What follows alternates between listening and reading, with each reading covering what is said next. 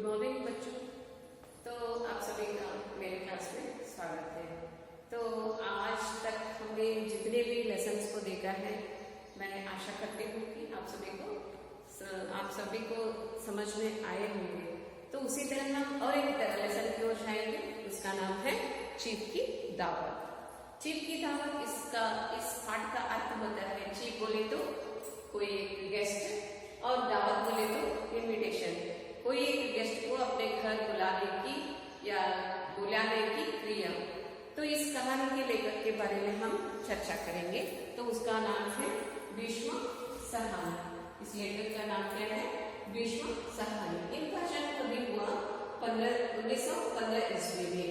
स्थल क्या है बोले तो रावलपिंडी, और शिक्षा क्या है? अंग्रेजी में एमए उन्होंने किया है, वो भी किस कॉलेज में बोले तो लाहौर। स्थल क्या है? लाहौर। और पीएचडी उन्होंने कहाँ किया है बोले तो पंजाब में। ये लाहौर और रावलपिंडी कहाँ आता है बोले तो पाकिस्तान। और पीएचडी उन्होंने कहाँ किया है? पंजाब में। तो एमए का मतलब क्या है? क्या कहता है? Master of arts. और पीएचडी का क्या होता है? Doctor of philosophy. इस तरह उन्होंने 2 पदवी को हासिल किया है, पाया है। और उन्होंने बहुत सारी कृतियों को लिखा है, बहुत सारे कवन संकलन, कहानी संकलन लिखा है। तो उनमें से एक बहुत अच्छा और सुंदर एक कृति है, उसका नाम क्या है? तमस। ये उसको 1975 में साहित्य अकादमी द्वारा उसको पुरस्कार मिला। इतना अच्छा सुंदर उन्होंने लिखा है। बड़े किस तरह के कृतियों को लिखते हैं बोले तो कोई एक व्यक्ति ऐसा रहता है जो उसकी कोई उसका हेल्प नहीं करता रहता है, या वो इतना हेल्पलेस रहता है कि कुछ कह भी नहीं सकता और कुछ सहन भी नहीं कर सकता। इन दोनों के बीच में जो उनकी स्थिति है, जो कमजोरी है, करुणाजनक स्थिति है, उसके ऊपर इन्होंने क्या किया है बोले तो फोकस किया है। हर एक कृति में उनकी समाज सुधारक की हर एक तत्व हमें मिलते हैं देखने को। तो इसलिए यहाँ पर राष्ट्रीय एवं समाज परक की हर एक कृतियां हैं। ये जो भी लिखते हैं राष्ट्रीय तौर पर या समाज के सुधारक के तौर पर ही कृतियों को लिखते हैं।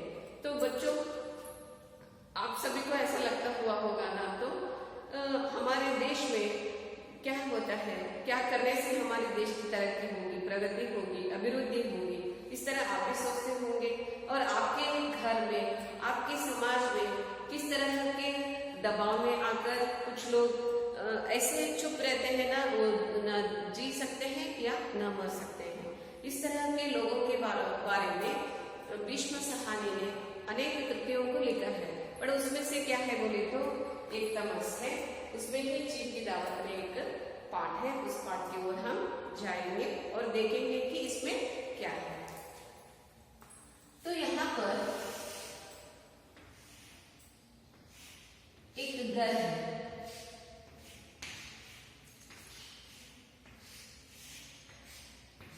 एक घर है, इसमें एक व्यक्ति आता है, एक लीडर आता है, एक नायक आता है। इसका नाम क्या है? श्यामनाथ। इसका नाम क्या है? श्यामनाथ। ये शादीशुदा है, इसकी एक पत्नी है, और इन दोनों की, इनकी सास, इनकी माँ इस घर में रहते हैं। तो कुल मिलाकर कितने लोग रहने लगे इस घर पे? तो 3, 1, 2, 3। श्यामनाथ एक ऑफिसर था। ऑफिसर था और ऑफिस में काम करता था। उसका ऑफिस में इनके ऊपर एक बॉस रहते हैं, तो उनके तले, उनके हाथ के नीचे इनको काम करना पड़ता था। बट इन्होंने क्या सोचा? श्यामनाथ एक ऑफिसर होने के नाते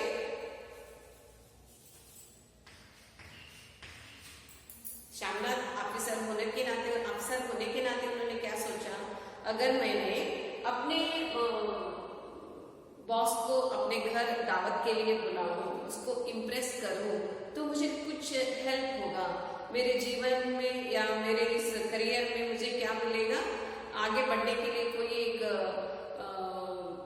समय मिलेगा या कोई एक समय आएगा कि बॉस मुझे देखकर संतुष्ट हो सके। इस तरह उन्होंने सोच विचार करके उनको अपने घर बुलाने की सोचता है और सोचकर अपने घर आता है और अपनी पत्नी से कहता है कि मैंने इस तरह सोचा है, क्या करेंगे। तो वो भी खुश हो जाती है। अगर आप उनको बुलाना चाहते हैं तो उनकी पत्नी को भी बुलाओ और थोड़े फ्रेंड्स को भी बुलाओ जो आपके ऑफिस में दफ्तर में काम करते हैं। तो उन दोनों ने डिसाइड किया, निश्चय किया, निर्धार किया कि दोनों मिलकर एक दिन डेट डिसाइड किए, एक डे डिसाइड किए। डेट डिसाइड करने के बाद वो घर से ऑफिस गई और ऑफिस में अपने बॉस को बताया कि वो अंग्रेजी था। उनको बुलाया कि मेरे घर पर आ जाओ 8 बजे, आपके लिए मैं इनवाइट कर रहा हूँ, मेरे घर पर एक दावत होगी आपका। ये मुझे मेरा सौभाग्य है, अगर आप आएंगे, मेरा दावत स्वीकार करेंगे तो बहुत अच्छा लगेगा, मुझे बहुत तसल्ली होगी, मैं बहुत खुश रहूँगा। इस तरह उन्होंने उनको बताया। तो शामनाथ के कहने से उनके बॉस उस दिन उनके घर पर आ गए। कभी आ गए बोले तो रात 8 बजे। रात 8 बजे आने से पहले उनके घर पर, शामनाथ के घर पर उन्होंने क्या क्या तैयारी की थी बोले तो उनकी पत्नी अपने पूरे घर की सजावट श्रृंगार किया था।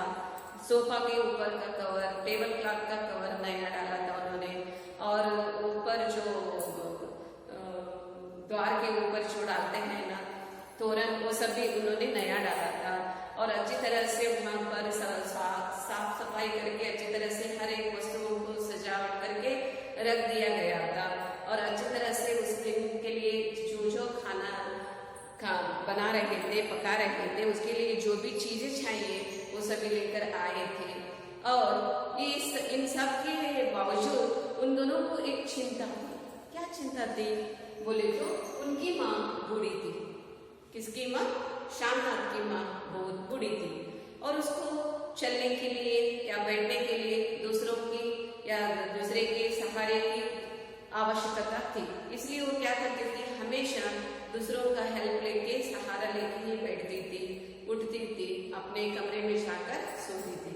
पर देखिए बच्चों, हर एक मनुष्य में जितनी अच्छाइयाँ रहती हैं उतनी बुराइयाँ भी रहती हैं। पर हमें किस ओर हमें एक मनुष्य को किसके बारे में हमें गौर देना चाहिए, ऑब्जर्व करना चाहिए, नोटिस करना चाहिए बोले तो उनके गुण की ओर। तो यहाँ क्या हो गया था, ये दोनों पति पत्नी हमेशा अपनी माँ के बारे में इस तरह सोचते थे कि अगर मेरी माँ अपने गेस्ट के सामने किस तरह पेश आएगी, किस तरह बात करेगी, अगर ये अच्छी तरह से नहीं पेश आएगी तो मेरी तरक्की नहीं होगा और मेरा प्रमोशन नहीं हो पाएगा। इस तरह वो मन ही मन में सोचकर कूद जाते थे। और उनकी पत्नी को बहुत गुस्सा था कि अपनी सास पर, क्यों बोले तो वो अच्छी तरह से बैठ नहीं सकती थी, अच्छी तरह से ड्रेस पहन नहीं सकती थी और सुव्यवस्था से बात नहीं कर सकती थी और बाल नहीं बना सकती थी, क्योंकि उसका जो सिर था ना पूरा बाल गिर के गंजा हो गया था। इस तरह ये सभी हकीकत दूसरों के सामने आ जाए तो उनको ऐसा लगता था हमारा अपमान होगा। इस तरह वो सोचते थे। इसलिए उन्होंने क्या किया, अगर इनको पिछवाड़े में एक घर था बोले तो इसके घर के पीछे और एक घर था।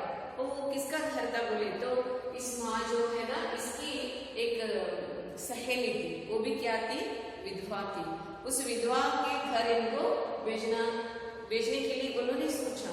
पर क्या हो गया, अगर बेचने के बाद उन्होंने आकस्मिक अंदर जब गेस्ट आए हुए रहते हैं तब अचानक बाहर से अंदर आ जाए तो और थोड़ा बिगड़ जाएगा काम। सोच विचार करके उन्होंने क्या किया, अंदर ही बैठने के लिए उनको प्रशिक्षण मीन्स ट्रेनिंग दिया। किसने दिया? शामनाथ ने। तुम्हें कैसे बात करनी है, किस तरह उनसे मिलना है, कितनी देर तक बात करनी है और किस तरह खाना खाना है, किस तरह बैठना है, किस तरह खड़े होना है, कभी तुम्हारे रूम में अंदर जाना है, कभी बाहर आना है, कौन से कपड़े पहनना है, किस रंग के कपड़े पहनना चाहिए, ये सब उन्होंने उनको प्रशिक्षण के तौर पर उनको बता दिया। उन्होंने सभी सुन लिया और उनका दिल इस तरह कांपने लगा। मेरा बेटा दूसरों के सामने मुझे अपमान समझता है ना, मुझे कमजोर समझता है ना, ये क्यों नहीं समझता कि इनके प्रति मेरे हृदय में कितना प्यार है, कितनी ममता है, ये क्यों मुझे नहीं समझता। इस तरह वो मन ही मन में दुखी होकर ये बात सहने लगे कि हे भगवान, अगर वो गेस्ट आने से पहले मेरे सहेली के घर जाऊं, ऐसे उनके मन में एक प्रश्न आया। पर उन्होंने क्या सोचा, अगर मैं उसके घर गई तो मेरे बेटे का हुक्म क्या हो जाएगा, मैंने ठान लिया, ऐसा हो जाएगा ना, मैं उसके हुक्म को भी टाल नहीं सकती और यहाँ पर नहीं रह सकती मैं।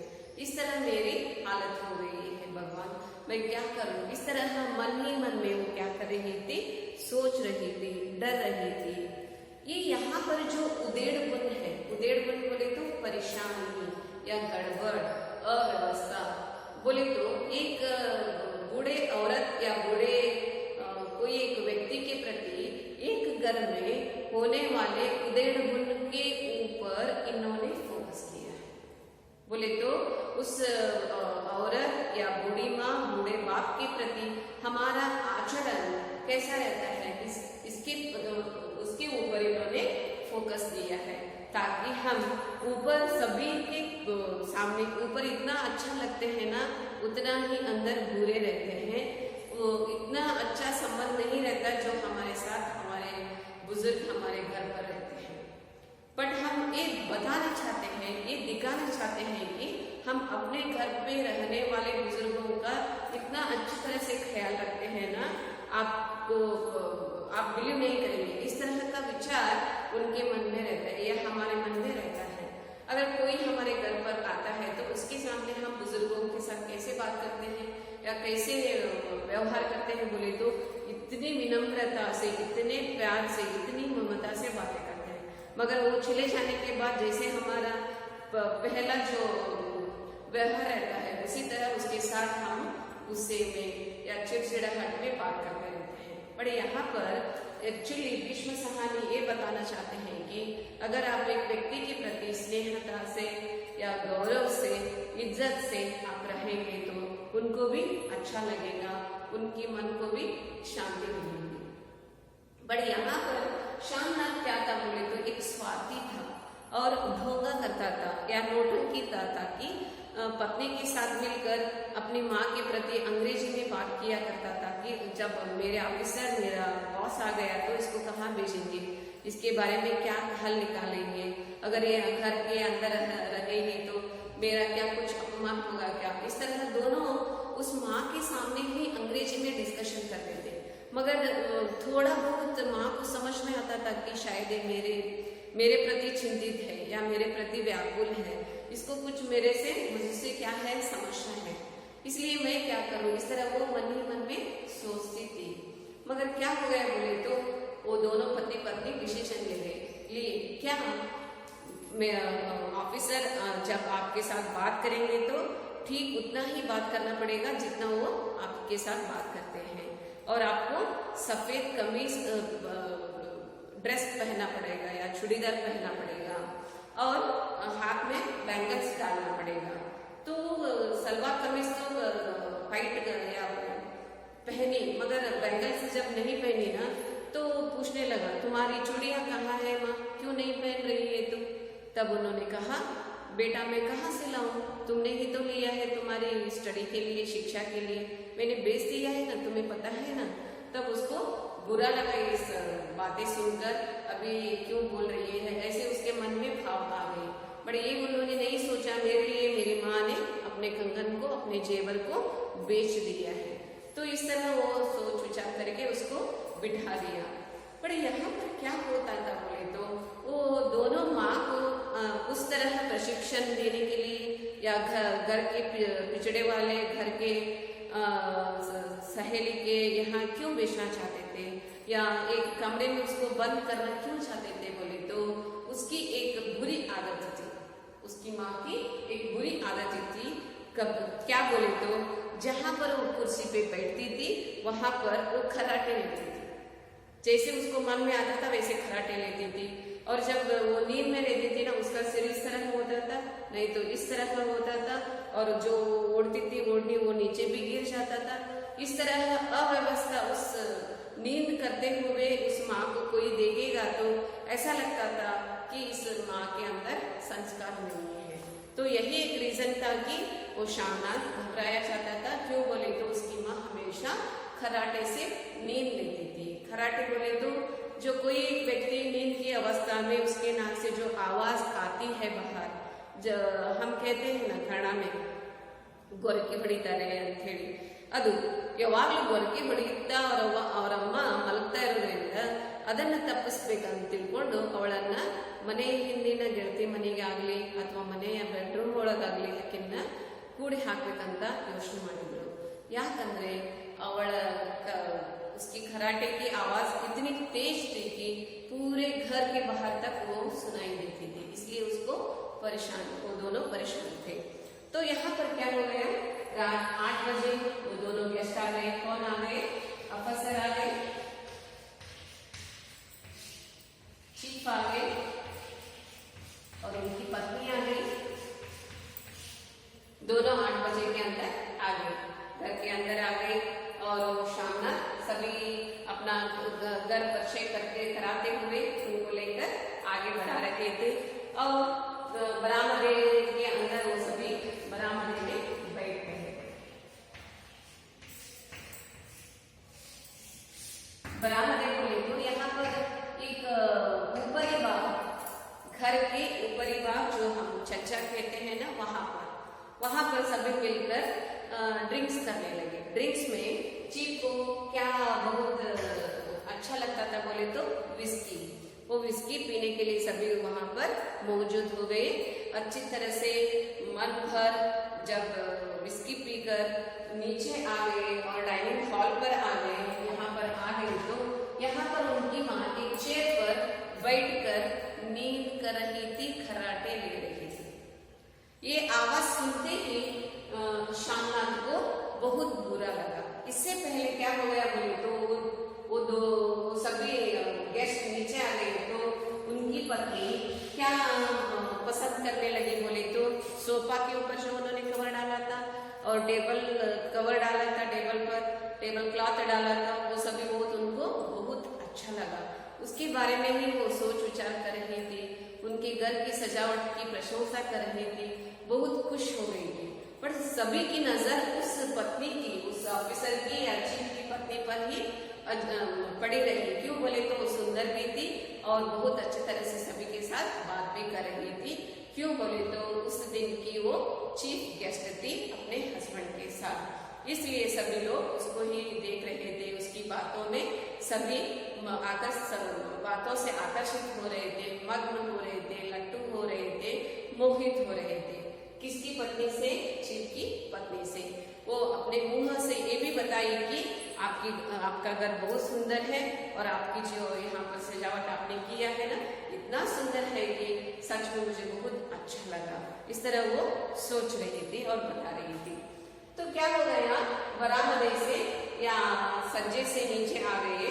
नीचे आकर जब सभी खाने के लिए बैठने लगे तो उधर ही एक चेयर पर शामनाथ की माँ एक चेयर पर बैठकर खराटे ले रही थी।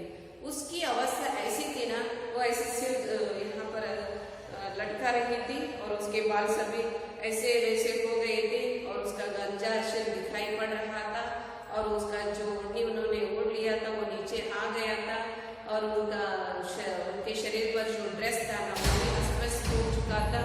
ये सब होने के कारण वो देखने के लिए अच्छी नहीं लग रही थी। इस अवस्था को, दशा को देखकर शामनाथ को इतना गुस्सा आया। मैंने कितनी बार समझाया है मेरी माँ को, फिर भी उन्होंने यही किया जो मैं नहीं चाहता था। इस तरह मन ही मन में सोच रहे थे। तभी क्या हुआ, एक चीफ ने शामनाथ से पूछा, ये औरत कौन है तुम्हारे घर पर? उन्होंने कहा ये मेरी माँ है, मगर ये कहाँ रहती है बोले तो गांव में रहने वाली है, गांव में ही बड़ी हो गई है, इसलिए गांव की जो संस्कृति है ना इसमें है सर, इसलिए ऐसे है, ऐसे बोले।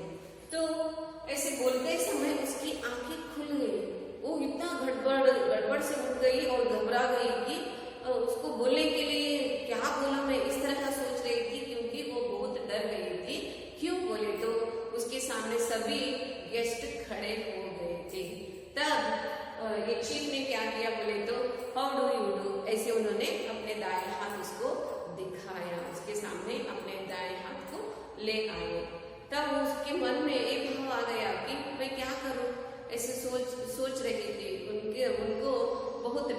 डर लग रहा था कि मेरा बेटा क्या बोलेगा, मुझे क्या कहेगा, क्या डांटेगा। इस तरह था उनके मन में एक झुंझलापन था।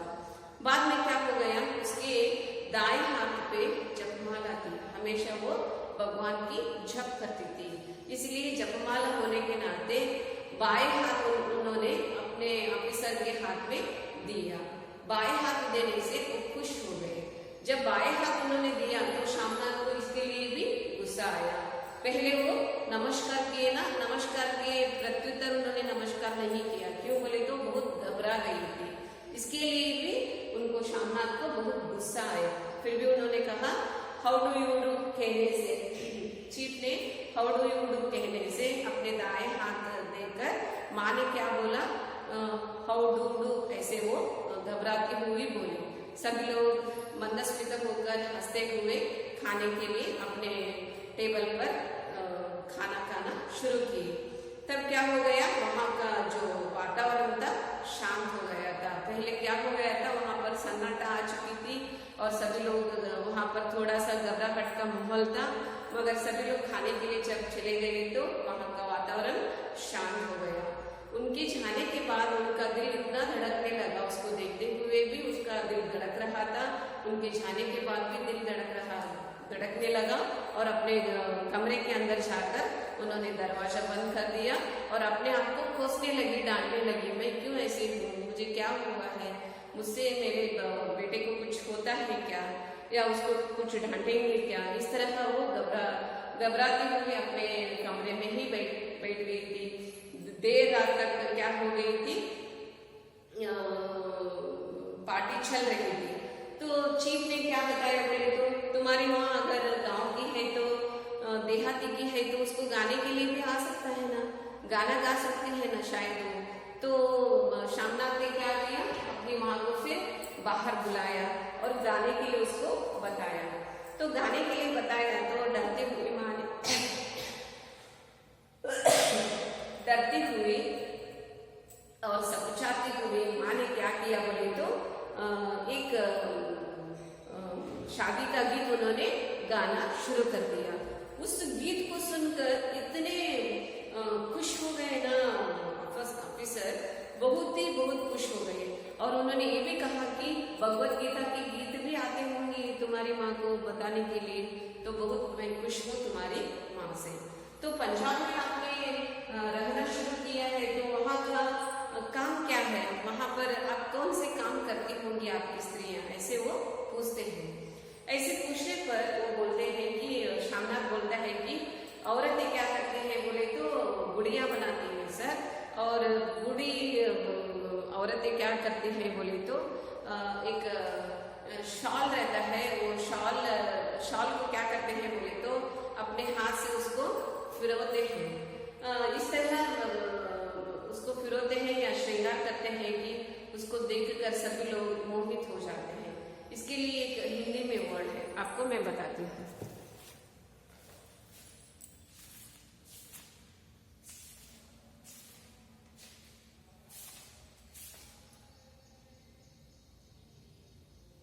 फुलकारियाँ, उसका नाम क्या है, फुलकारियाँ।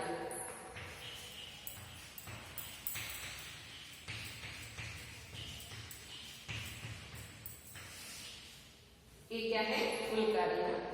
कोई भी स्त्री अपने हाथों से उसको बनाना, तो बोले तो एक शॉल की तरह बनाना है वो। यहाँ पर कोई एक बेला का चित्र निकालते हैं, यहाँ पर बेला का चित्र निकालते हैं, फूल निकालते हैं, और यहाँ पर मिडल में फूल का चित्र रहता है, नहीं तो कोई एक ऐसा चित्र रहता है। इस फुलकारी को उन्होंने देख लिया।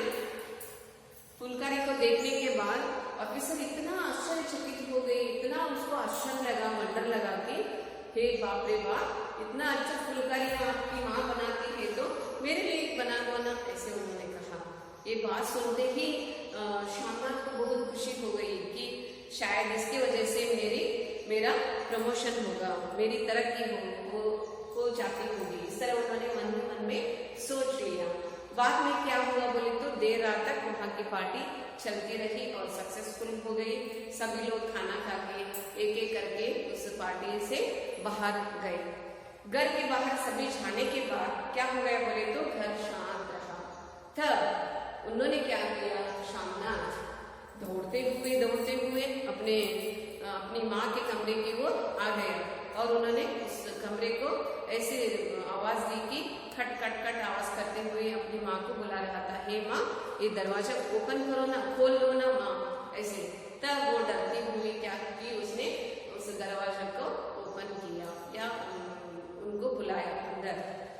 तो उसको देखते हुए वो इतना चिल्लाया, इतना हर्षित हो गया था कि वो चिल्लाते हुए बहुत उत्साह से या खुशी से, उमंग से वो बोल रहा था, हे माँ तुझे पता है मेरे ऑफिसर बहुत खुश है तुम्हारे लिए, तुमने तो मेरी पार्टी में रंग ला दिया, तुम्हारी वजह से मेरी पार्टी आज बहुत सक्सेसफुल हो गई। इस तरह अपनी माँ को थैंक्स दे रहा था, धन्यवाद बता रहा था और ये भी बता रहा था कि हाँ देखो मेरे ऑफिसर ने क्या बताया, पता है तुझे, उसको एक फुलकारियाँ चाहिए, उसको अगर तू फुलकारी बनाकर देगी तो क्या हो जाएगा बोले तो वो बहुत खुश होंगे, इससे मुझे प्रमोशन मिल सकता है। इस तरह बता दिया। तब माँ बोलती है, हे बेटा मेरी आंखें कमजोर हो गई है, मैं कैसे बुनकर तुझे दे दूँ, तू ही बता दो ना। तब वो बोलते हैं, शामनाथ बोलता है, क्या तुम्हें मन नहीं है मेरी तरक्की देखने के लिए, क्या तुम्हें अच्छा नहीं लगता मेरा प्रमोशन होना, अगर तू देगी तो मैं उसको दे दूंगा, अगर उस फुलकारी को देकर शायद उसको अच्छा लगे, मैं उससे वो इम्प्रेस हो जाएगी तो मुझे प्रमोशन मिल ही जाएगा ना, इसलिए मुझे तुम हेल्प क्यों नहीं करती। मैं कर नहीं सकती बेटा, मैं बहुत कमजोर हो गई हूँ, तुम्हारे घर पर मैं नहीं रह सकती, तुम और तुम्हारी पत्नी दोनों मिलकर यहाँ पर रहो और मुझे तीर्थ यात्रा के लिए भेज दो, ऐसे वो उनसे निवेदन करती है। ये बात सुनकर इतना गुस्सा आता है शामनाथ को, उसको डांटता है, अगर तू तीर्थ यात्रा के लिए जाएगी तो मेरा प्रमोशन कौन करवाएगा, इसलिए जितना हो सके उतनी जल्दी तुम्हें क्या करना पड़ेगा, फुलकारी करके मुझे देना पड़ेगा, मैं उसको मेरे बॉस को दे सकता हूँ, तभी मेरी तरक्की हो जाएगी, मेरा प्रमोशन हो जाएगा, तब मैं अच्छी तरह से मेरी लाइफ को लीड कर सकता हूँ। इस तरह उन्होंने अपनी माँ के सामने ये सब बताया। यहाँ पर कंक्लूजन में हम ये सोचेंगे कि जिस औरत को उन्होंने यहाँ पर एक समस्या के रूप में मन में रख लिया था, उसी औरत के नाते ही उसको क्या मिल गया बोले तो प्रमोशन होने का है, और ऑफिसर उनसे बहुत इम्प्रेस हो गए और वहाँ उनकी पत्नी उनके घर की सजावट को देखकर बहुत खुश हो गई और फुलकारी की ओर दोनों आकर्षित हो गए। जिस स्त्री से, जिस माँ से वो कष्ट समझ रहा था, वही स्त्री ने, वही ममता में माँ ने ही उसको अपने जीवन में प्रमोशन पाने के लिए एकमात्र कारण बन गई। इस तरह यहाँ पर अपने आंखें कमजोर होते हुए भी उन्होंने क्या सोचा बोले तो अपने बेटे के प्रति मैं कुछ भी करूंगी जो मेरे बेटा आगे बढ़ सकता है, इसलिए उन्होंने क्या किया, अपनी कमजोरी आंखों से ही उन्होंने एक फुलकारी बनाने के लिए रेडी करके उनको देने के लिए अपने मन में सज हो गई।